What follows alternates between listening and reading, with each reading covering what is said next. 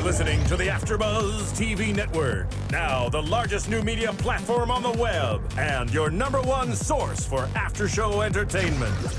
Very good, Dean Johnson.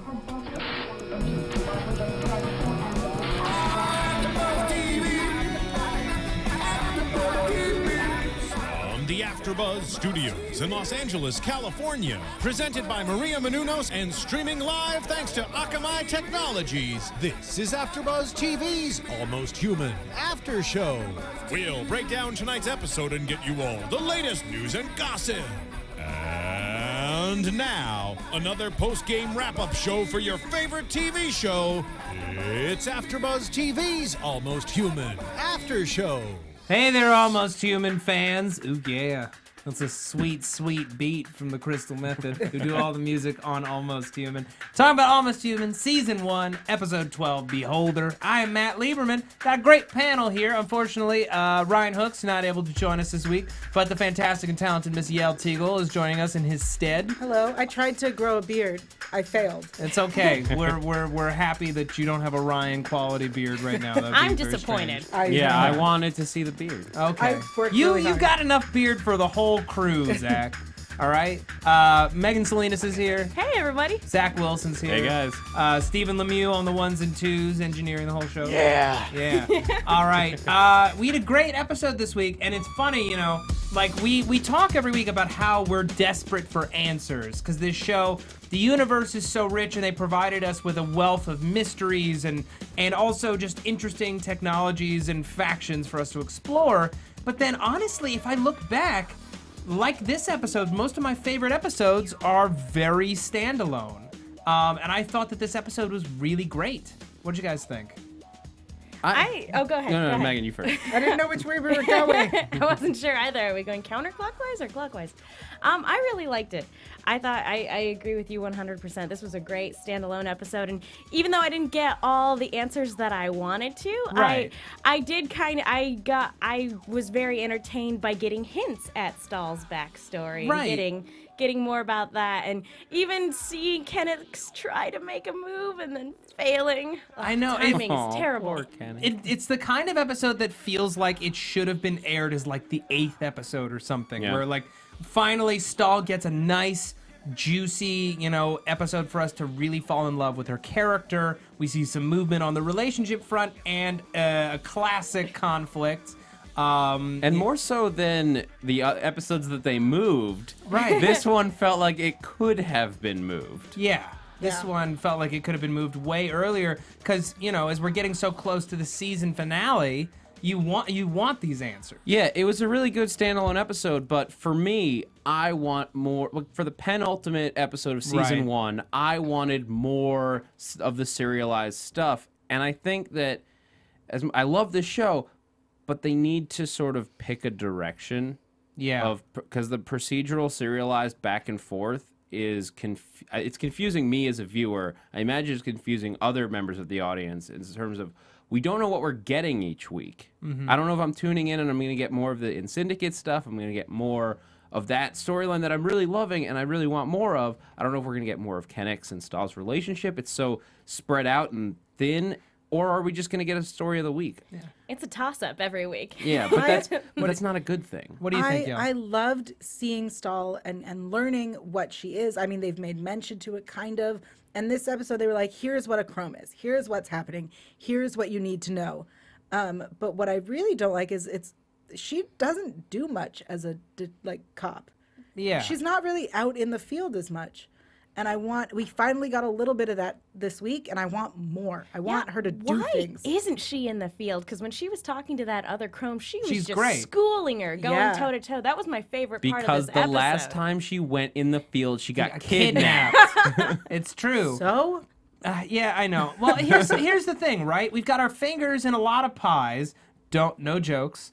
We got our fingers in a lot of pies. We've got going to. We've got I was going androids. to. We got androids. We've got clones. We've got chromes. We've got Myclon Red. We've got in Syndicate. We have this relationship subplot. We have Dory and We have the other side of the wall. Right. We have the other side of the wall. We have the XRNs. We have so much stuff that, you know, it feels like we could consolidate a bit.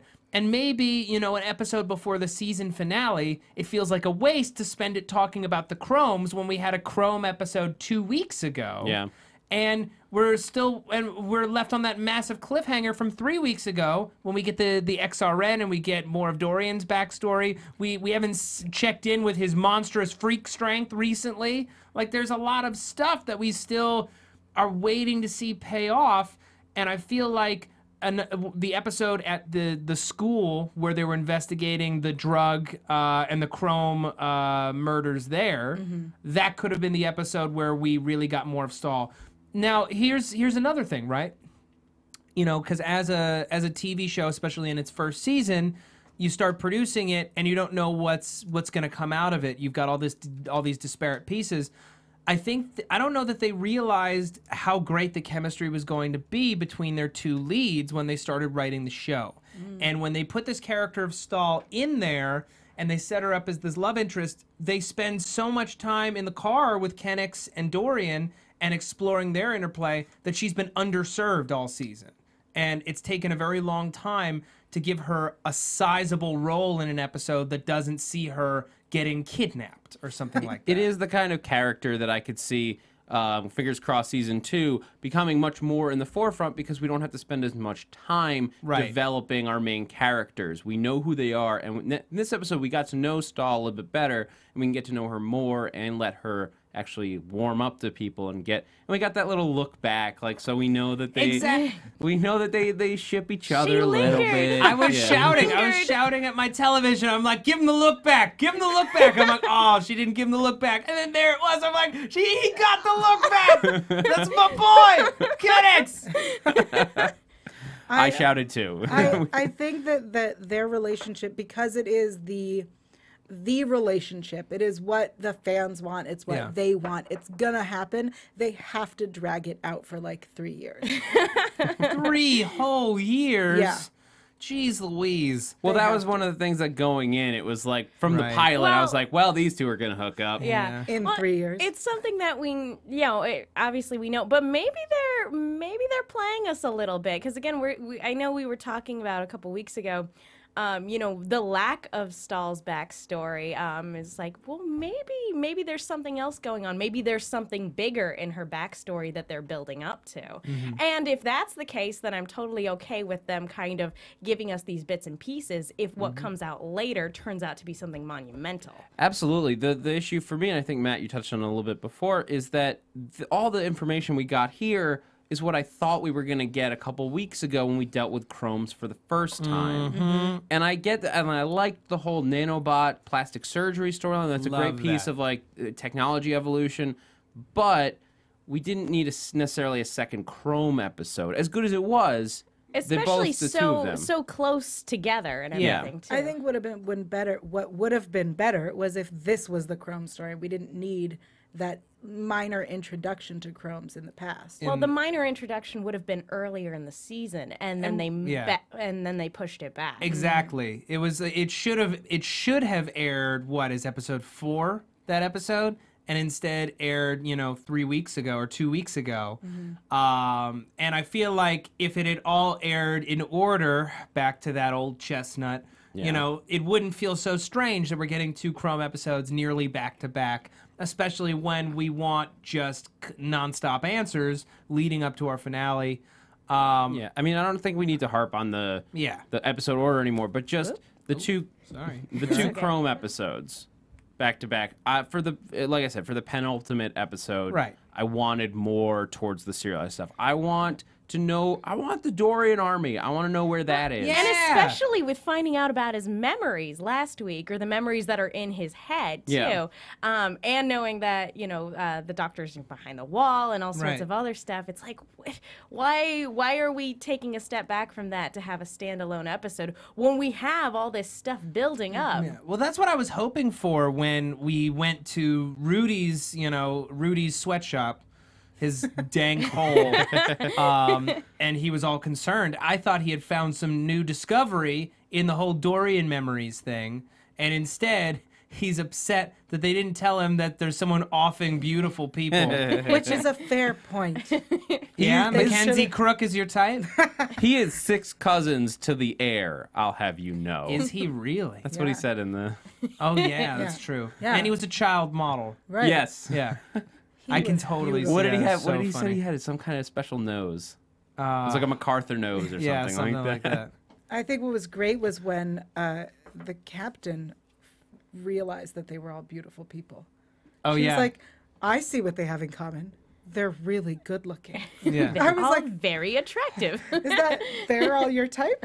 I mean, that kind of goes back to our one episode where the captain got some character development. The same episode where Stahl got captured, where the guy that she's trying to put away is taunting her about her lack of a love life and all this stuff. And I just want the best for Captain Maldonado.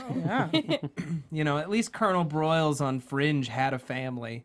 Anyway, literally this week, and it's not every week, but most weeks, they'll reuse a location from Fringe on this show, and it drives me up the wall because I'm like, I've been in this dark concrete hallway before. It's just a parallel universe, Matt. That's how Fringe works. No, right? it is not a parallel universe. This is the truth. This is our universe, just in the future, okay? And we're the Fringe somehow getting universe it in the beamed future. back to the past. That's how this works. I don't actually believe this is real.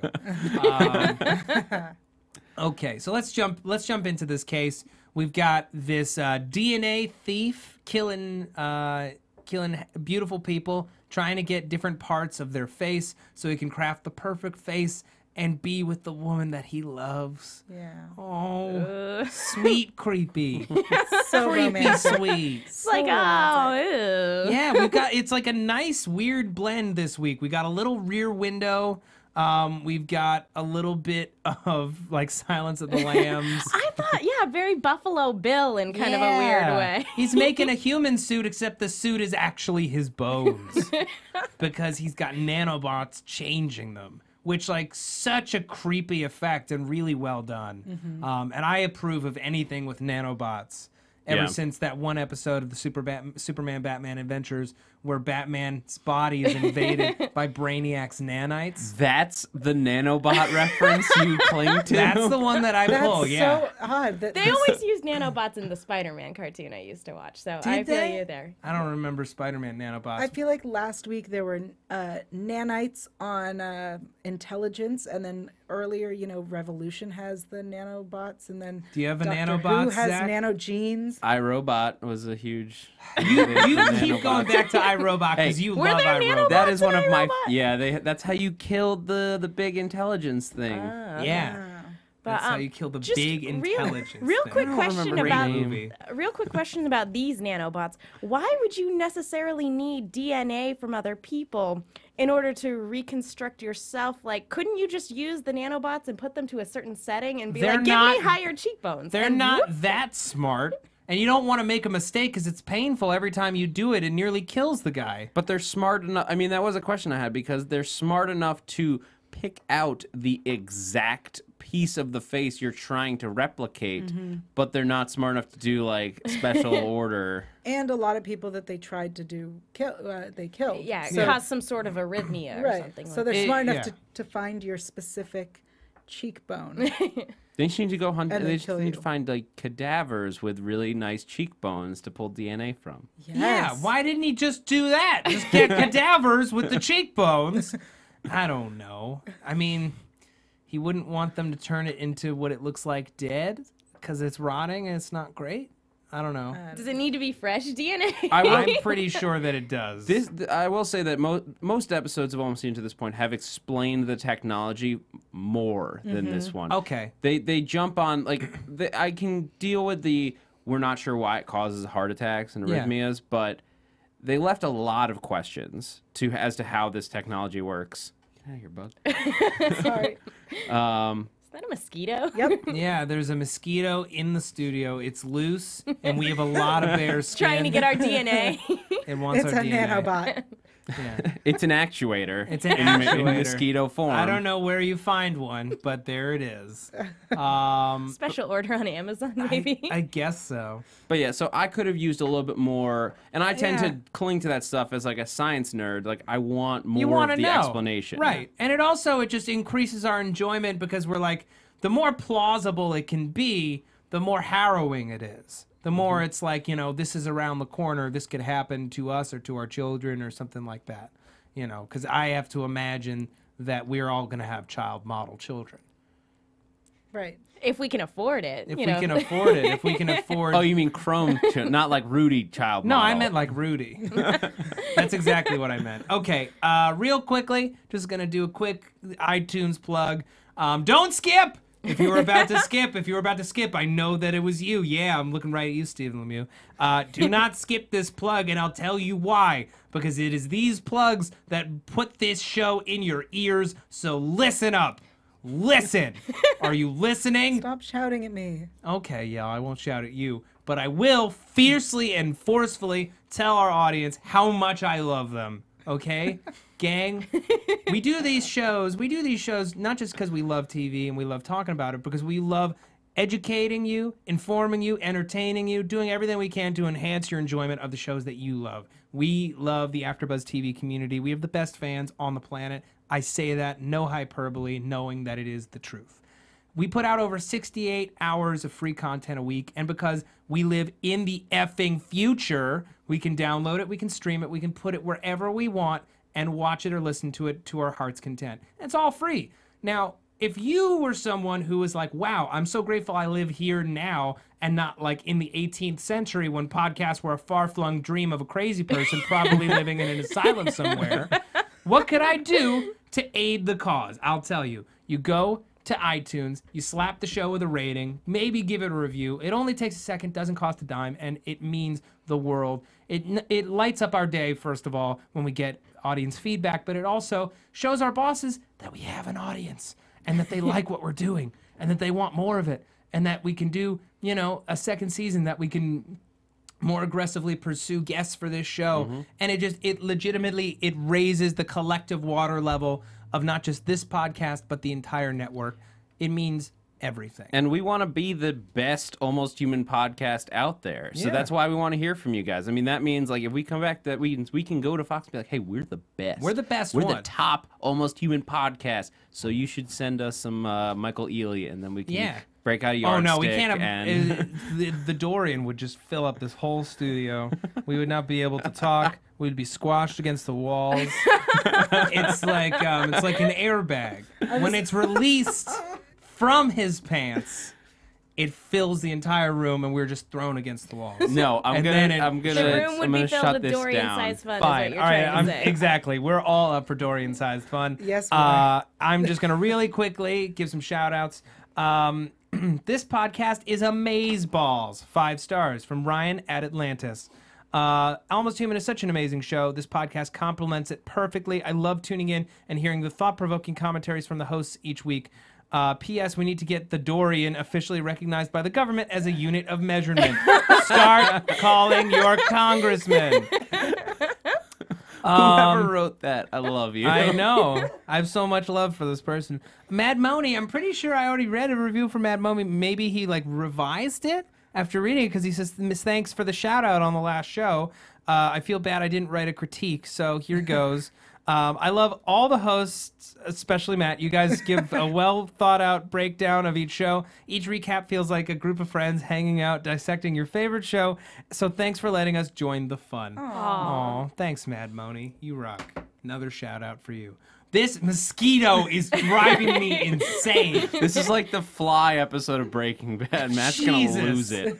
Let's talk about the DNA and stuff, because all I can do is watch this mosquito.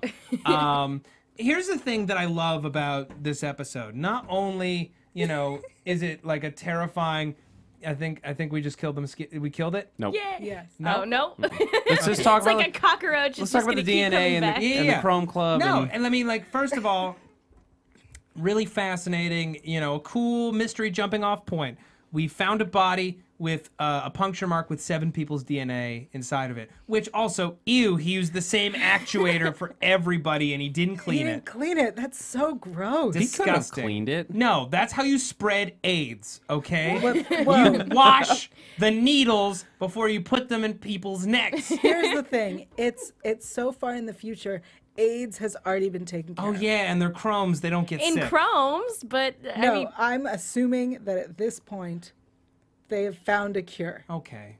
I like hope. He could have cleaned them off screen. Like, He didn't, though. He didn't though. They found 7 Well, people's to be DNA fair- in the hole. Oh, to that's be a good fair, point. guys, look at the lab that he's going to, and I think I said it before. Any place that makes Rudy's lab look good by comparison, Yeah. you know you are in a danky hellhole. So Yeah, because dank is just the word for Rudy's hole. He lives in a dank hole. Okay. So Stahl, in order to try to, find some leads, she goes down to the Electus Club, which is where our first victim was last seen.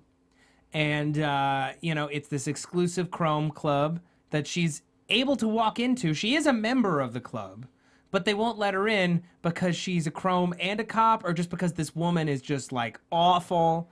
And she's, like, judging her, and I just want Stahl to punch her in the face and, like, get in there Kennick style. But instead, she uses her wiles and her wits in an attempt to, convince her to let her in until cute guy Jake comes in and he's like, hey, wait a second, I own this club.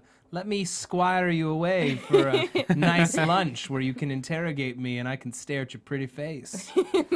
Meow. that's exactly how he Yeah, phrased it. that's what I read in my subtitles. Well, it was very interesting because I know a lot of people have talked about how it's very unusual for Detective Stahl to be a detective. Yeah. That's a weird choice for a Chrome to make. But this is the first time, like with the exception of people in the police station kind of poking fun at her, that we've seen somebody legitimately looking down on her for it. Right. Like, what? Get out. We don't serve your kind here. Oh, shoot. I guess we do. Well, you still can't come in. No cops allowed? That's what I saw in my subtitles. that was the part that for me I was like, she's just flashed a badge at you, and you're gonna give them. She's attitude? a member of the club, and she's a police officer. She knows and Chief you're like, nope, you can't Justice, come in. whatever his name Yeah, was. well, I guess that's the attitude Thorn. of the Chromes, is that they are above. Much like this is almost like you're just taking the 99%, the 1%. Mm-hmm. This is the 1% with a physical, discernible difference. Yeah. So it's not just like, oh, you don't have money. It's like, no, you are not. Literally, you are not as good as we Yep. are. They're all athletes and judges and professors and, lawyers and doctors. Stockbrokers. And I imagine people who wear the Monopoly guy monocle. Oh, sure. If they have a monocle, they're definitely a Chrome. You have a... Oh. Okay, as long as it's not the mosquito. It was not the mosquito, but it kept making me think of it, so I had to deal with the situation. And this guy, he actively, dispels her fears and her prejudices against her fellow Chromes. He's actually a very nice guy. And So far. it's true. I don't trust him. You don't Nope. trust him one Nope. bit? Nope. Trust him as far as you can throw him? I trust sure. him. Yeah, I trust him too. Yeah. See, Maybe it's a woman thing of like you can tell when a dude is being so nice that there's obviously something wrong. What do you think? Yeah, is that? Yeah. Okay. it's a girl thing. Either he's just some poor hapless guy that's gonna get shoved aside when she and Kennick's inevitably get together. In which case, that's I'll feel true. bad for him. Right. Or he's somebody not to be trusted in any way, shape, or form. And I'm gonna go with Yael on this one because Yael has predicted something very similar before, and I did not get on that bandwagon. So I'm gonna get on that bandwagon. I agree with you though that Jake is either we're gonna see him once more and there's something wrong or sketchy, or we're not gonna see him once more, but we will hear his name when Stahl is like, yeah, it didn't work out, and then she finally gets with John. Yeah. I think he's fine, but here's the thing. If he doesn't have a brother who sculpts wood, then he is a problem. That's what I'm going to say. The brother who sculpts wood is the whole reason that she falls for him in that moment, because he obviously respects people who choose to do other things with their lives. So if that's a lie, then we must cry. Excellent. If that is a lie, then we must cry. I hope that catches on Twitter. I think he's gonna be I think he's a good guy. I don't know that he's like a great guy. Yeah. Still a Chrome. I mean, he does run this like pseudo-racist, like Right. exclusive club. Only pseudo-racist? Well, because it's not based on race. It's based on based your on genetics. So it's still DNA. prejudice then. Yeah. It's a discriminatory club. It's a country club. It's the ultimate country club in the city. Yeah. Here's my question about chromes that I don't think we talked about last time. Please that we had. ask. This is 35 years in the future. Right. These are not like at least set up the way I see it, like as the first generation of chromes, but all of these people appear to be in their or like late 20s to mid 30s. Right. So they would have had to be born about now. Yeah, they don't really talk about that. It's just like it jumped out at me as like the when were all Definitely these people within born? within the next decade. Within the next sure. 5 years. Yeah. That's a very good point. I don't know if their aging was somehow, multiplied and they're able to age faster and like get to a certain maturity. Maybe they mature at a different age. Like they don't hit puberty until they're like in their full adult stage. All these people are like 22 years old. I think that my theory on this is because they're genetically supposed to be also like beautiful and perfect, Right. that they individually will like grow to what their physical perfection is and stay there their whole life. That at least for a probably right. long time, Yeah. because chromes tend to have very long lives and Right. everything. So Yeah, that but makes they sense. can't tend to have anything because it's only 35 years from now. Is my point. So like the heart attacks and stuff like that. Like if they're only if they're only 35 years old at max at this point, unless the chromes have been like a secret underground like genetic experiment that we don't know about happening in like 2006. There's no like law or social custom that says that chromes and normies can get together, right? There's not any kind of like legal obstacle to their romance. Not legal obstacle, but I imagine if they're gonna shame Stahl just for picking a different career for a chrome to hook up with a non-chrome, unless that's an exceptional person. I imagine it would be the same sort of barriers that, kind of really rich people, would kind of have in like marrying people of a quote unquote lower class and things like that. I mean, only exasperated as this world tends What to happens do. when a chrome and a chrome mate? Do they make just automatic Do you just chrome make babies? perfect babies? I don't think so. I think you're rich enough and successful enough that you then pay for more chrome babies. Yeah. So then what happens when you mix chrome with non-chrome? I don't know. I imagine it's somewhat superior in that it's got the some What's of the probability that you receive recessive genes? I mean, that's basically it. It's like she's got all great genes, and the baby will probably have all of Kenix's recessive genes instead. Okay. All right. Sorry. We're going to move on. Dorian got some good jokes in this week, but not a ton of action or fun. No. I liked his intimidating computer face when Kenix is like, my robot. What's the threat that he gives? He's like, my robot'll blah blah blah, and then it cuts to Dorian and he's got like the blue stuff scrolling on his face. Anyone remember? I remember that. I don't remember. You don't why. remember what the threat was? No. That's fine. My favorite moment was during that conversation where he brings up Samantha, where he just answers Kenix's phone. Oh yeah, I hate when he does that too. Yeah. He's waving me off, saying he doesn't want to talk to you. He's Yeah, now waving his he's- arms. Yeah, he's shaking his head. He does not want to speak to you. Would And you then- like me to relay her message? Yeah. Then Kenix just goes, "We need to talk about the guy code." No, about bro code, I think he said. I don't think he actually said bro. Did he say bro code code or guy code? I think he said guy code. Okay, fine. Guy code. Just think the that's But it all song might comes as well over. have been the bro code. Right?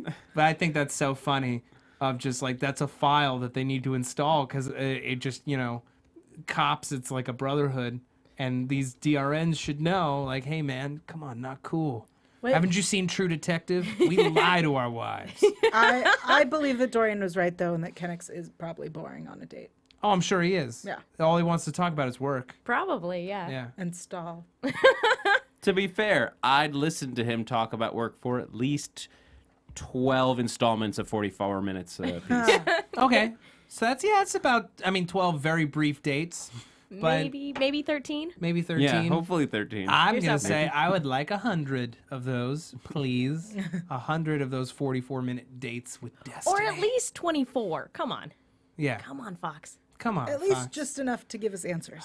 How tragic was it? He breaks into the perp, breaks into the woman that he loves. He breaks into her home and finds out that he's been doing all this work for nothing because she is blind. Judy. Oh, Judy. His name was that- Eric. She loved him. She loved him, and he could have just had her this whole time, and instead he was so focused on beauty, he didn't realize it was right in front of her. Damn you! that was the most. What about Judy's happy ending? She doesn't get one here. But that was the most sweet, kind of sickeningly twisted, but still really. Oh man, I don't even know how loved to that describe twist. it. It was like just- a Twilight Zone Oh, it was twist. great. It was yeah. a great twist, but he's been watching her. How did he not pick up on this? Because she can. Here's the thing. She's got these glowing blue lights in strategic places all around her apartment. That's how he knows that she's blind. When she's walking around her place, she doesn't look lost. Whatever this system is, and I'd love to speculate as to what it does, it allows her to maybe see via sonar, kind of like Daredevil style. Sure, let's say. I'm going to say she's got a Daredevil setup in her apartment, and that's why she doesn't leave. She gets all her groceries and all of her stuff delivered because she doesn't leave the apartment. By the way, delivery guy, close the door for the blind lady. Yeah. Shame on you. So rude. Shame on you, you dick. Come on. I was mad at him not Fail. for closing it just when she was just a regular lady. When she's blind, she can't even tell it's still open. That Also, was her hands terrible. were full with the groceries. He couldn't bring She them can in. for tell her? there's airflow coming in from the balcony. Either way, man. Whatever. So what's really interesting is she's walking with the bags and she kind of bumps into her own couch, which I guess was supposed to be hey Hint, hint, fans, nod, nod. guess what? She's a blind lady who's been living there for a while. She knows where her couch is. Yeah. Well, She to be didn't fair, move it. I can see, and I bump into my couch all the time. It's true. I stub my toe on everything. My toe. We're in here. First we have a mosquito. Now there's intruders. People are trying to break in It's here. Eric. Eric is trying to break in because he's in love with us.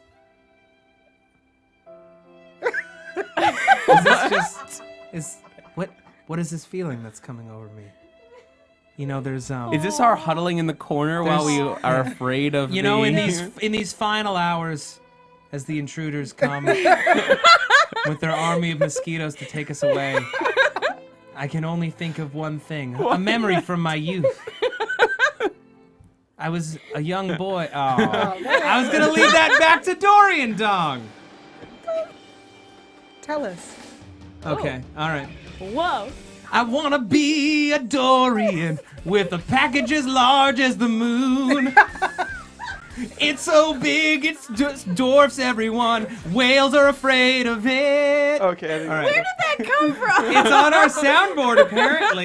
No, Matt was thinking of a childhood memory. Yeah, oh, you're right. That is true. Okay, we've just gone to a new place. I know. that- It's a dangerous place. It's lucky there's only one episode left this season. Otherwise, I would demand that I sing everything I say.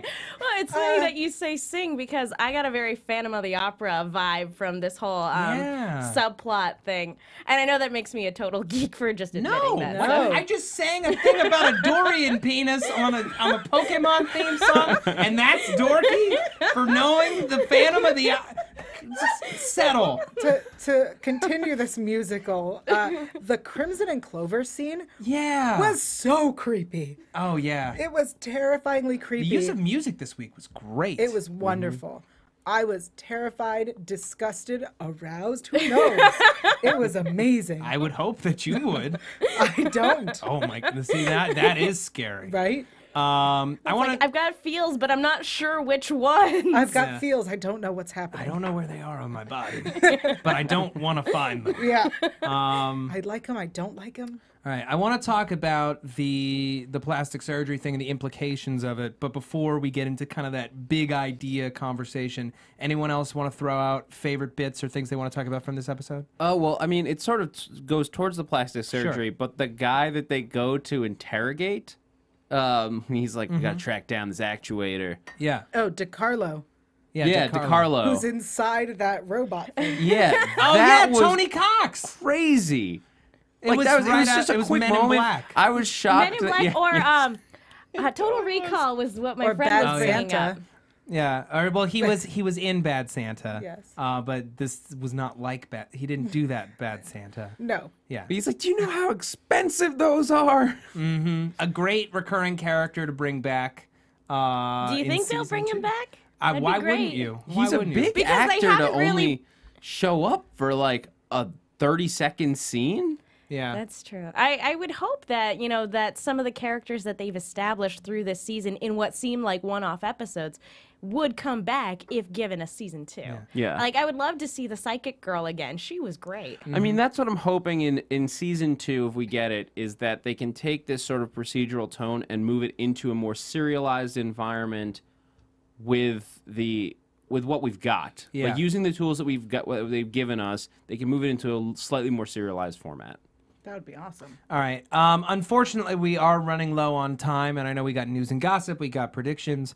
I mean, basically, all I wanted to say about this plastic surgery thing, maybe we all go around, we say one thing, is that we're getting dangerously close to a future where you can be whatever kind of person you want to be if you have enough money to do it. And the idea of this, I think, is particularly scary because once you can perfect yourself, from birth or after birth, what does it mean to be human? And like everything that I feel like they introduced goes back to the title, almost human, and what does that really mean? And it just kind of spun me off on a great train of thought. It's a very aptly named show. Yeah. Very much so. I really like that they, use something that's very, and they do this a lot. They use something that's very prevalent now, and they fling it into the future and, make little tweaks and changes to it to talk about it in a way that's still relevant to today. Because, the ideas of perfection and, what our society deems as beautiful is still, that's a huge thing in how it's portrayed in the media and how that affects us is something that, it affects everybody who's touched by that. And so it was very cool to see how Almost Human kind of tackled that in this one. Great. I think this episode, just like all the other episodes, definitely do take things that are relevant and current and approach it in a futuristic way. But they're all pretty similar to what's happening now. Yeah. And I love that they do that. All right.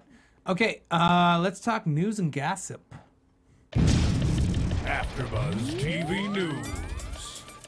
So just a quick ratings check-in, as I know we're all eager to know if the show is going to be picked up or not. According to TV by the Numbers, the show scored a 1.6 and not bad. 5.7 million viewers this week in the same day ratings. So Great. hopefully we'll see a bump with the day +1 and day +3, day +7, all that. So the show gets a little boost. According to TV by the Numbers, Cancellation Bear, they've taken it off of cancellation watch and is back on the fence. Ooh, so that's good. they're saying it's more questionable, I guess, just based on the numbers are still Yeah. being decent, and Fox is really, it's like, what is Fox going to pick up? Like, do they have more pilots that they want to show? I think they're going to end up if you ask me, they're going to end up waiting to see How their pilots turn how out. their pilot run does, and if Yeah. they have something else that can fit into this type of audience. Yeah. Well, and just kind of based on when they showed the preview for next week, for anybody who watched it on TV yesterday, they referred to next week's episode as the season finale as opposed to caught the that. series finale. So, that's not Great. terrible news. It's all good news. And, like what they need to do, and I'm hoping that they're exploring options like this, do something like what CBS did with Under the Dome. You get a streaming service to pay for half the episode costs up front to get exclusive streaming rights the day after the show airs. Do something like that, or something like what the Netflix did with The Killing, where they get, after the season is done, they get it immediately after. Well, with networks, with Fox and NBC and ABC, Right, there's they're a all certain in amount Hulu. of deal. Yeah, a deal where it goes straight to Hulu, and Right. that's part of how Hulu exists. Got it. So that's already built in. Okay. Well, But that doesn't mean there can't be something worked out to help pay for the show. okay. Well, we've all got high hopes. It's time for predictions. Your AfterBuzz TV predictions. Okay, folks. We got one episode left. Now, I have not seen the preview for next week. The preview, we get a little bit of Edward Kennex is being talked about. We don't see him. His Kennex's dad, What? and who was apparently a cop. Is he still alive? I don't think so. It seemed like they were talking about him very in the past fatalistic. tense. Yeah. Okay. Yeah, but he was accused of stealing robotics from the evidence locker. And then he was killed. That I had it written down. He's So dead. we're all in agreement. Edward Kennex is running in Syndicate, right? Oh. Like just hearing that, Interesting. and hearing he stole robotics. I'm like, Edward Kennex runs in Syndicate. Done. Hook, line, sinker. We can all go home. Is he Sorry. on the other side of the wall? Yeah, of course he Who is. knows what's over there? Could be zombies over there for all we know. Yeah, because the thing that this show needs is zombies, because we don't have enough stuff already. No. Zombies explained via technology. Fine. Yeah, like it's something that goes at the brainstem that keeps the central nervous system going, but nothing else. Okay. All right. Jeez. Yeah. The Wait, big that's no. the big quote from that little preview was because it looked actually very like episodic. Actually, like it looked like there was a case that they're dealing with and moving through. It didn't look as serialized as I wanted to. It didn't look like our big season. Yeah, it finale. did. It didn't. But the what they say that kind of leaves me hopeful is this is bigger than a serial killer. Cool.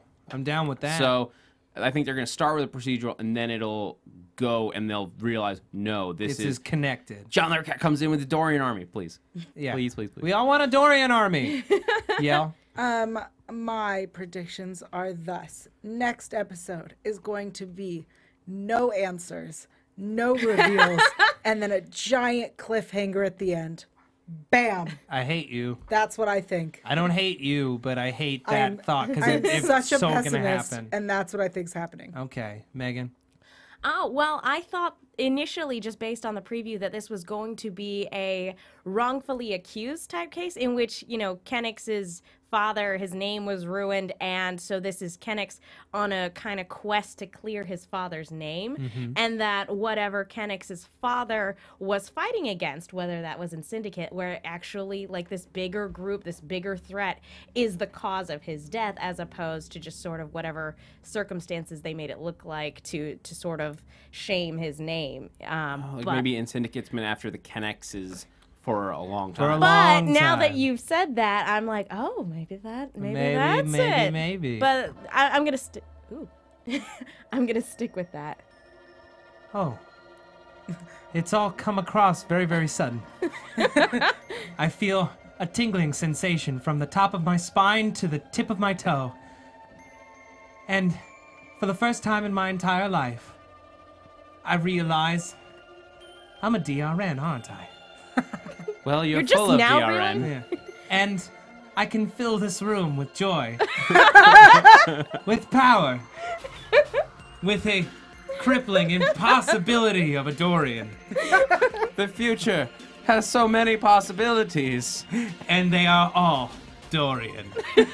Okay, Megan, where can the people find you? Keep the music playing. I love this. You can find me on Twitter at TheMenguin. That's TheMenguin. I'm also on the AfterBuzzes for Sherlock, Agents of S.H.I.E.L.D., and occasionally Walking Dead. All right, Yael Tygiel.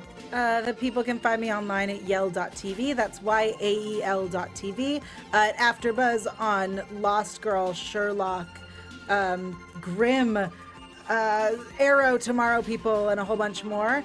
And also on Twitter, Instagram, and YouTube at Yael Tygiel. That's YAELTYGIEL. I can't stop laughing at Matt's dancing. I'm Zach Wilson. You can catch me on Twitter and Instagram at @ThatZachWilson. And here at AfterBuzz, on Archer, Helix. Grimm is coming back this week. Yay. And coming up soon, Resurrection, which I'll be co-hosting with Matt Lieberman. Yes, that's true. And if you want to follow me on Twitter, and I mean, if you're watching this show, I mean, of course you do. Why wouldn't you? That would be a mistake on your part. It was funnier when you did that on the Lost Girl show because you had perfect timing then. This time wasn't as funny. If you could follow me on Twitter, you could do it at Matt Lieberman. That's MattLieberman. You can also find me here on AfterBuzz TV on a bunch of stuff, mostly with these guys. It takes too long to list it all, but keep an eye out for Resurrection. That's coming out Sunday, March 9th. And Sherlock's wrapping up its run this week. We're doing the final 2 episodes of season 2, and we will have covered the whole series, which is amazing. First time I've ever done that. And if you're in LA, you love live comedy, you can come see me at the I.O. West Comedy Theater on Hollywood Boulevard, 6366 Hollywood Boulevard. The next show is Sunday, March 9th. The night that Resurrection premieres. So I'm not going to be there for the podcast the first night because I'm going to be doing this live show. Come and see it. Sunday, March 9th at 9 p.m. as a member of DJ Fawcett. I want to thank the whole panel. I want to thank everyone listening, downloading, streaming, watching. You're all the greatest. You have an amazing week. We got a season finale next week. Going out on a high, baby. Peace. From executive producers Maria Menounos, Kevin Undergaro, Phil Svitek, and the entire AfterBuzz TV staff, we would like to thank you for listening to the AfterBuzz TV network. To watch or listen to other after shows and post comments or questions, be sure to visit AfterBuzzTV.com. I'm Sir Richard Wentworth, and this has been a presentation of AfterBuzz TV. Buzz you later. The views expressed herein are those of the hosts only and do not necessarily reflect the views of AfterBuzz TV or its owners or principals. Thank you for watching AfterBuzz TV on YouTube. For more of your favorite after shows and interviews, subscribe to our channel here, and be sure to share your opinion on the episode in the comment section below here. We'd love to see what you guys are buzzing about. Thanks again. Buzz you later.